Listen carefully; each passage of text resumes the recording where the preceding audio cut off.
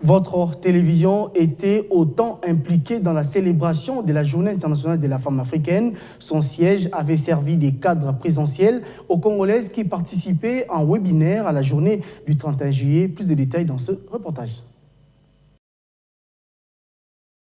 Journée internationale de la femme africaine.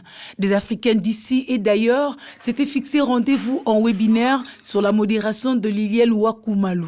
Au menu Femmes africaines et éducation, Jolie Ruth Morand s'est appesantie sur l'éducation à la paix. Jeanne Kamariza a développé l'éducation à la différence. Elle était complétée par Adrienne Tanque. Lila Sansaoumba est revenue sur lutter contre les violences. Mami Soa Rangers a bouclé la boucle par l'éducation et la santé. Femmes africaines et environnement était développée par Marilyn Yav qui a abordé la protection de l'environnement. Lili Ambakombo s'est appesantie sur l'accès aux énergies renouvelables. Angela Ebeleke a démontré l'impact du changement climatique. Femmes africaines et entrepreneuriat était décortiquée par Zamanda Kinkela autour de entrepreneuriat d'affaires. Patricia Maïcha Ishungwa et Linda Bonongue Ndundo se sont appesantis sur l'autonomisation de la femme et José Bashengezi a bouclé la boucle par l'entrepreneuriat social. À Kinshasa, c'est la télévision B1 qui a accueilli en présentiel les dames. Linda Ndundo a apporté son coaching à travers des astuces qui serviront aux participantes au-delà de la rencontre virtuelle. Alors je vous demanderai d'écrire des réponses en un mot. N'utilisez pas des phrases. Après cet exercice, quand le webinaire sera terminé, vous pourrez utiliser ces mots pour faire des phrases.